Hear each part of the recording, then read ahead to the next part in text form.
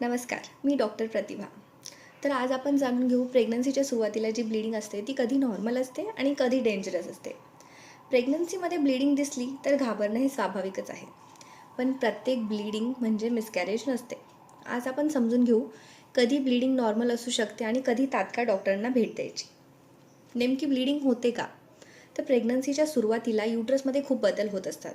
त्यामुळे काही कारणांनी हलकी ब्लीडिंग दिसू शकते. नॉर्मल आणि लेस डेंजरस ब्लीडिंग. कधीकधी खालील प्रकारची ब्लीडिंग ही गंभीर नसते. त्यामध्ये पहिली म्हणजे इम्प्लांटेशन ब्लीडिंग, जी प्रेग्नन्सी कन्फर्म होण्याच्या सुरुवातीला हलकी स्पॉटिंग 1 ते 2 दिवस दिसू शकते. नंबर 2 आफ्टर इंटरकोर्स, रिलेशननंतर थोडी ब्लीडिंग, कारण सर्विक्स सेन्सिटिव्ह असल्यामुळे होऊ शकते. नंबर 3 म्हणजे आफ्टर इंटरनल एक्झामिनेशन, डॉक्टर चेकअपनंतर हलकी ब्लीडिंग नॉर्मल असू शकते, पण तरीही डॉक्टरांना माहिती द्यावी. डेंजरस ब्लीडिंग काय असते?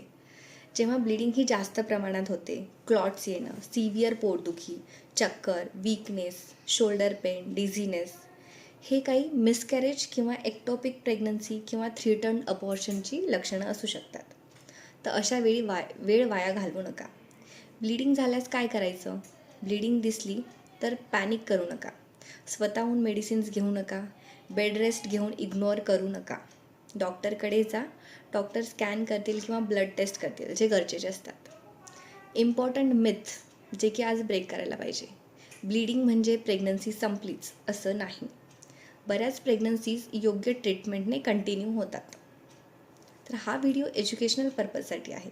ब्लीडिंग हा एमर्जन्सी साईन असू शकतो. डॉक्टर कन्सल्टेशन आवश्यक आहे. हा व्हिडिओ युजफुल वाटला तर नक्की लाईक करा, सबस्क्राईब करा आणि पुढच्या व्हिडिओसाठी स्टे ट्यून्ड. थँक्यू.